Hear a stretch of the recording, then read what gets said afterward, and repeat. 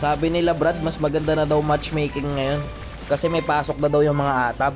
Ang sasama niyo naman sa mga atab, boss. Hindi lahat ng atab hindi marunong, guys. Merong magagaling na atab. Tsaka hindi magiging balance ang ML, guys, kung walang atab.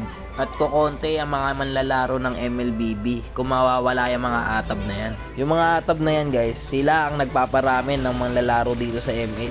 Kasi tayo mga otits na, guys, mga busy na tayo sa buhay. May mga kanya-kanya na tayong ginagawa.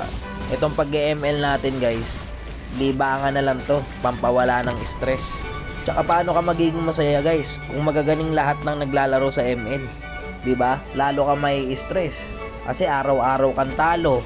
Tapos pag may mga kasama kang EA, hindi mo sila mapapasikatan. Kasi magagaling yung kalaban mo eh. Ang masama doon, nabaog ka pa.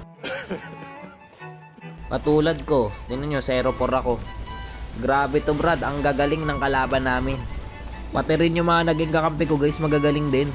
Ang kaso hindi kami umubra dito. Kaya ito ang mangyayari Brad, kapag wala yung mga atab. Ito permis.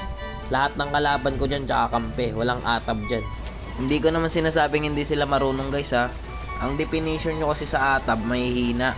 Kaya dito sa laro na to ipapakita ko sa inyo kung mas ikatutuwa nyo ba kung wala yung may hina.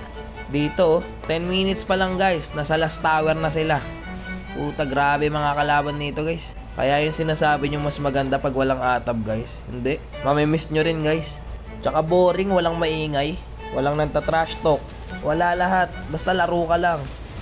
Ayot na yan. Ang sasakit na ng kalaban. Wala ka namang ibang masisisi kasi ginawa niya naman lahat eh. Kakasama ng loob to guys. Lose streak na ako eh. Tulog talaga tong hindi masaya. Biruin nyo, mag-11 minutes, tinapos kami. Wait, talo na naman. Di ba magagaling kasi magsitulog na? Alas 12 na eh. Laro pa lang, laro. Kaya sabi ko sa inyo guys, mas maganda may atab. Tingnan nyo, kinulangot ako dyan.